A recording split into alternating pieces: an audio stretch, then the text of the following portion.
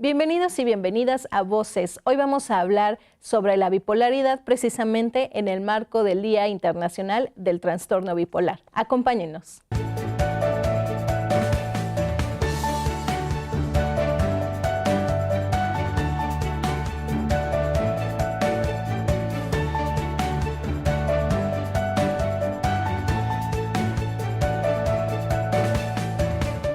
Gracias por acompañarnos, ya estamos comenzando Voces y hoy vamos a hablar sobre el trastorno bipolar y para ello nos acompaña Cecilia Alcocer, quien es cofundadora del movimiento Es Tiempo de Hablar, psicoeducadora de trastornos afectivos y paciente de trastorno bipolar.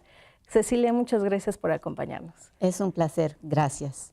Cecilia, para comenzar, creo que todos tenemos que entender qué es el trastorno bipolar. Así es. Lo primero es que sepamos que es una enfermedad del cerebro. Cuando la gente oye enfermedad mental, se imagina que es algo etéreo, ¿no? Como que mental, ¿dónde está la mente? Pues es que es una enfermedad del cerebro. Así como cualquier otro órgano se puede enfermar, nuestro cerebro se puede enfermar. Y esa es la enfermedad de un trastorno bipolar. ¿Cuáles son las características de este trastorno?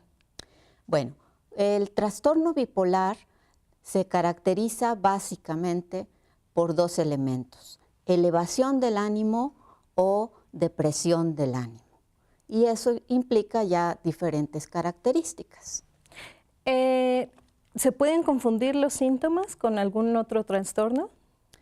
Bueno, como mencionaba, existe la elevación de ánimo en la que puede haber conductas de irritabilidad o de impulsividad, y ahí se puede confundir, por ejemplo, con trastorno límite de personalidad. En la depresión existe la ansiedad, podría confundirse con un trastorno de ansiedad. Estas enfermedades pues se presentan entrelazadas, por así decirlo. Hay personas que tienen rasgos de obsesión y compulsión, o hay personas que pueden tener ciertos rasgos pues, de otros trastornos, como sería un trastorno dual en el que hay alcoholismo o consumo de sustancias. Y entonces, para tenerlo claro, ¿cuáles son los síntomas para poder identificar el trastorno bipolar? Bueno, el trastorno bipolar es difícil de diagnosticar al principio. ¿Por qué? Porque la persona puede tener un episodio de depresión y entonces pensar que el diagnóstico es depresión.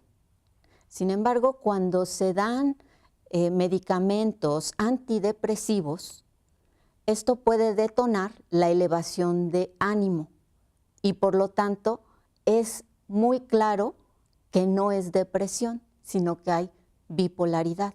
Este fue mi caso en concreto. Pero hay pacientes que comienzan con un estado de elevación de ánimo que puede llegar incluso a un cuadro psicótico, y entonces se podría pensar que como hay cuadro psicótico, tiene esquizofrenia. Y sin embargo no, porque de ese cuadro baja luego a una depresión. ¿Qué otro padecimiento es similar? ¿Con qué otro padecimiento? Ya me mencionabas algunos, pero ¿qué otro se podría confundir con este trastorno? Fíjate que para determinar que hay un trastorno hay que descartar el que haya otras enfermedades físicas, como podría ser el hipotiroidismo. La tiroides maneja mucho lo que son nuestras emociones. Entonces, ahí hay que descartar eso. Hay que decir también que hay situaciones normales, digamos, de la vida, como una pérdida, que puede llevarnos a tener una depresión, pero no una depresión clínica, que dura días, meses, años. Eso es diferente de una depresión corta o por este elemento pues, de una pérdida de un trabajo, de la pérdida de un familiar, etcétera.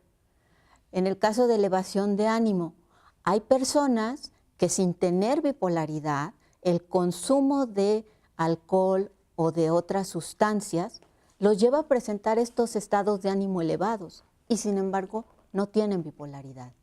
¿Hay algo que pueda detonarlo? ¿Es, cómo llamarlo? ¿Es una reacción química del cerebro o hay algo que pueda detonarlo? ¿Algún suceso en la vida o algo que pueda detonarlo? Ok, si mencionas dos elementos importantes. La alteración bioquímica en el cerebro. ¿Qué quiere decir esto? Así como se puede alterar tu páncreas en la producción de insulina, en el cerebro se altera los neurotransmisores, son las sustancias químicas del cerebro, ¿sí? Cuando están en demasía o cuando hay una carencia, entonces vienen esas manifestaciones de pensamientos distorsionados, emociones desreguladas y conductas que no son adaptativas. De ahí viene que, pues cuando el cerebro presenta estas alteraciones, hay una enfermedad mental. Hay muchos factores que pueden llevar a ello. No solamente es que solito, de la nada, de repente, sino como mencionas, hay detonadores. Quizá una historia de violencia familiar, un trauma, puede ser cualquier hecho muy significativo en tu vida, puede llevar a esta alteración bioquímica de tu cerebro, ¿sí? O una predisposición porque en la familia se ha dado alguna enfermedad mental. Sin embargo, no es que tú traes el gen de bipolaridad, ¿sí? Actualmente no hay estudios concluyentes que digan, este gen es el que tienes y por lo tanto tienes bipolaridad, sino como mencionabas, hay toda una serie de elementos que yo digo es como un caldo de cultivo en el que viene esa situación de extremo estrés, por ejemplo, y se empieza a manifestar. Bien, Cecilia, vamos a hacer una pausa rapidísimo. A ustedes los invito a que nos sigan acompañando aquí en Voces porque estamos hablando de trastorno bipolar. Regresamos. ¿Sabías que, según el Centro de Salud Mental, los 4 trastornos reconocidos como enfermedades mentales son la ansiedad, depresión, esquizofrenia y bipolaridad?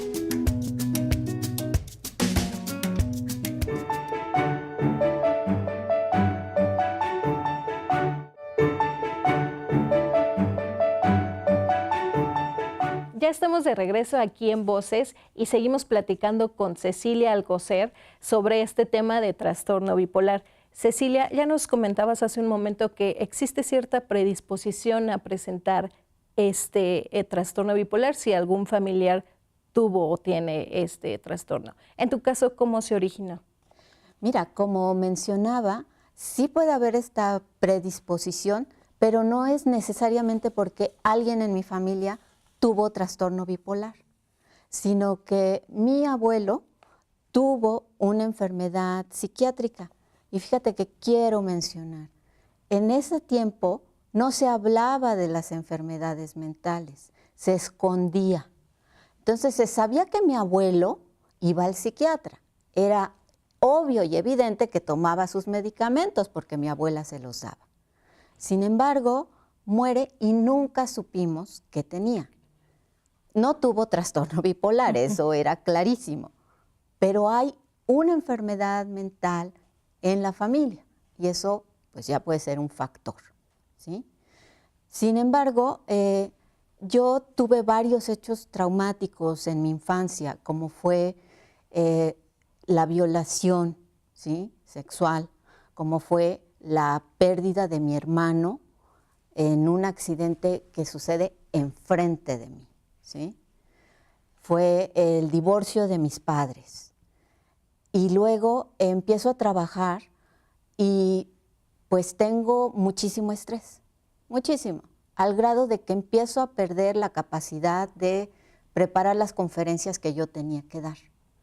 Es decir, o sea, yo podía leer un texto y no entendía nada, como si me hablaran en otro idioma. O no podía retener, podía dar conferencias de temas anteriores, pero no preparar temas nuevos. y me empecé a sentir muy cansada, muy triste, que ya no podía hacer mi trabajo.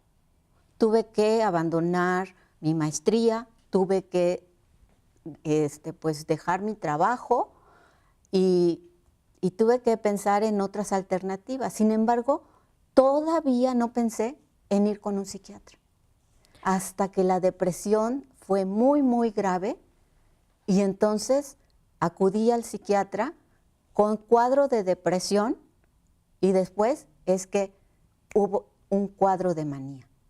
Primero me diagnosticaron con depresión, pero a la hora que hubo el cuadro de manía fue clarísimo el diagnóstico. ¿Cómo afecta el ritmo de vida? ¿Cómo afecta a los que presentan este trastorno bipolar? Al principio es muy difícil el llevar tu vida ordinaria, porque cuando tienes depresión no es que no quieras, es que no puedes hacer las cosas, digamos, normales de la vida, tan cotidianas como bañarte y lavarte los dientes, a ese extremo. No porque seas flojo, sino porque es una enfermedad. Ya no puedes disfrutar de las cosas que siempre te han gustado. Te aíslas de los demás. Pues ¿cómo afecta? Se está afectando en todo. Está afectando en ti, está afectando en tu familia, está afectando en cuestión a tu cuestión laboral o tu cuestión de estudios. Está afectando tu vida entera. Y cuando tienes una manía, como se le conoce, que es la elevación del ánimo, tienes conductas irresponsables, gastas mucho dinero o todo tu dinero y te endeudas, tienes mucha impulsividad y puedes ser agresivo con las demás personas, o puedes tener ya pensamientos fuera de la realidad, puedes tener pensamientos de grandiosidad. Cuando yo tuve una de mis primeras manías, pensé que yo tenía la solución para el sistema educativo nacional. Y redacté toda una propuesta que envié al secretario de Educación y al presidente de México. Porque yo en mi grandiosidad pensaba que yo tenía la respuesta a esos problemas. Cecilia, lo que nos comentas es totalmente un cambio de 180 grados en la vida de las personas que tienen este trastorno. ¿En algún momento se puede considerar como discapacidad? Sí, sí, es la 6ª causa mundial de discapacidad. A estas discapacidades se les llama psicosociales. ¿Por qué? Porque afectan no solo a tu mente, sino a todo lo que son tus relaciones sociales. Y por lo tanto, como mencionaba, no puedes estudiar, no puedes acudir a un trabajo, no puedes relacionarte sanamente con las personas que están a tu alrededor. Hay mucho rechazo de las personas a tu alrededor. Entonces a veces quieres, pero no te aceptan o te discriminan. Y eso pues es, claro que es muy discapacitante porque estás luchando contra tu enfermedad y tienes que luchar contra el mundo entero que tiene ignorancia, prejuicios y que te estigmatiza. ¿Cuál es el proceso que debemos seguir para atender el trastorno bipolar? Pues es una enfermedad grave. Por lo tanto, cuando uno tiene una enfermedad grave, acude al médico. Entonces, no hay que acudir al chamán o ir a que me hagan una limpia, porque es una enfermedad mental. Necesitamos acudir a un médico. Y como mencionaba, un médico puede descartar cuestiones fisiológicas de otro tipo. Cuando no hay respuesta a que ahí está la enfermedad, entonces ese médico referirte a un psiquiatra. Y el psiquiatra es quien puede hacer el diagnóstico, no en una sesión, porque para esto se requiere, así como para otras cosas se requieren estudios para verificar que tienes una enfermedad, Desafortunadamente, el diagnóstico de estas enfermedades no se da con radiografías o con un estudio de sangre. Sin embargo, a través de una buena entrevista en varias ocasiones, analizando bien tu historia de vida, tus síntomas, se da un diagnóstico y se dan medicamentos. Cecilia, vamos a hacer una pausa nuevamente y al regresar vamos a hablar si este trastorno tiene cura y si es posible. Regresamos. ¿Sabías que el trastorno de bipolaridad es la sexta causa de discapacidad?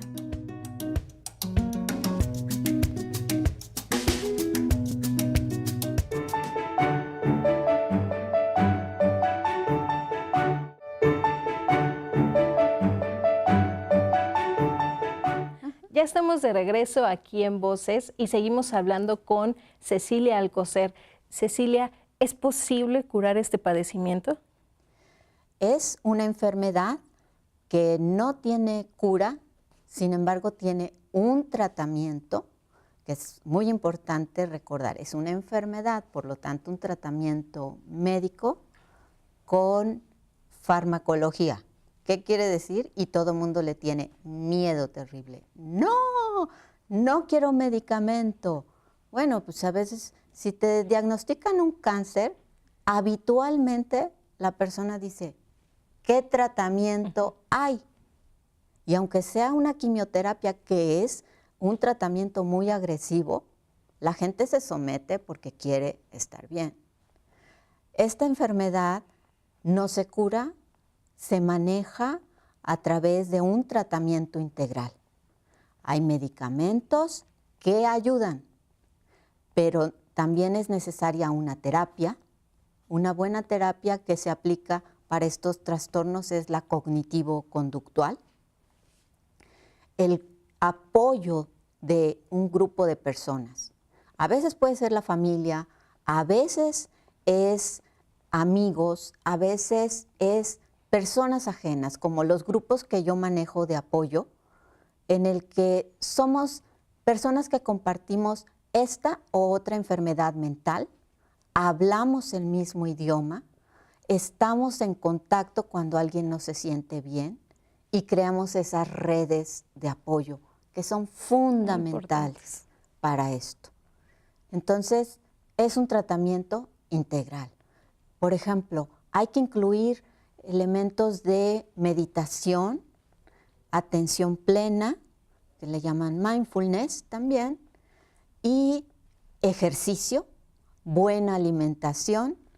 Es un cambio en tu vida, pero es para estar bien, es para tener calidad de vida. Y por eso, como paciente responsable, yo me he comprometido, muchas personas que conozco se han comprometido y tenemos una vida normal, una vida productiva, tenemos un trabajo, contribuimos a la sociedad. ¿Y la familia qué tan importante es en este proceso, Cecilia? La familia, como en cualquier otra enfermedad, es importante y sin embargo, desafortunadamente, la familia también tiene mucho estigma hacia la enfermedad, prejuicios hacia la enfermedad, negación de que su ser querido tiene esta enfermedad y muchas veces te abandonan, te quedas solo. Cuando tienes la fortuna de que tu familia se informe, se eduque, se involucre en tu tratamiento, es fabuloso. Es de verdad lo mejor que puede suceder. Pero yo insisto, porque de verdad hay familias que no lo entienden y es muy difícil para ti como paciente decir, ¿por qué mi familia no me ayuda? No entiendo. Pero también al mismo tiempo es importante la aceptación del paciente y decir, pues no cuento con mi familia, voy a buscar otros apoyos. ¿Y si no se atiende puede ser mortal? Este trastorno puede evolucionar en el sentido de que cada vez se hace más grave, ¿sí? Por lo tanto, sí es importante atenderse. Mientras más pronto se diagnostique, que la persona acepte que algo no está bien y acuda al médico para salir de dudas, es mejor el pronóstico de la enfermedad. Cuando hay personas que abandonan el tratamiento, hay recaídas muy fuertes. Yo lo abandoné porque vi que estaba muy bien y terminé en una hospitalización. Cecilia, ¿nos puedes hablar sobre Es Tiempo de Hablar? Es Maureen Tiempo de Terán. Hablar es un movimiento que ha iniciado Maureen Terán desde el año pasado y al que yo me he unido al 100%, porque se trata de educar sobre esta y otras enfermedades, se trata sobre informar, quitar el estigma, abrir el diálogo. Por eso se llama Es Tiempo de Hablar. Ya no podemos seguir con tabús acerca de estos temas que es una enfermedad. ¿Por qué vamos a tener tabús en contra del cáncer o de la polio? Es absurdo. Es absurdo que en este siglo sigamos callados y sin hacer mucha información y mucha propaganda de que esto es una enfermedad que tiene una manera de tratarse. Yo les quiero comentar que Cecilia, que es paciente de trastorno bipolar, pues efectivamente nada la puede frenar y ella nos va a hablar de su libro Soy un bipolar real. El libro lo escribió Maureen.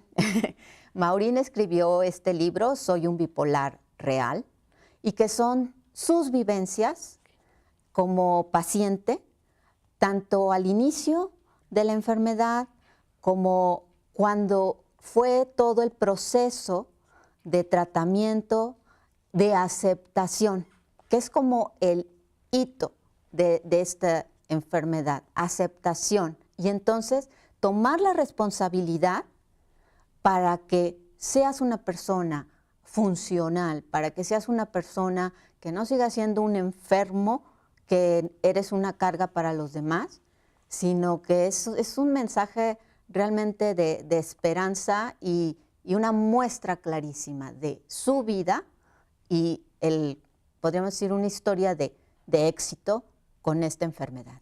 Cecilia, para los que ya identificaron algún síntoma o quieran saber más sobre este trastorno, ¿dónde te pueden contactar?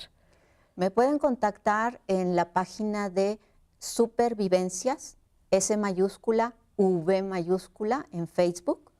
En la página de Facebook Es Tiempo de Hablar y en nuestra página Es Tiempo de Hablar. ¿Sí? ¿Algo más que quieras agregar, Cecilia?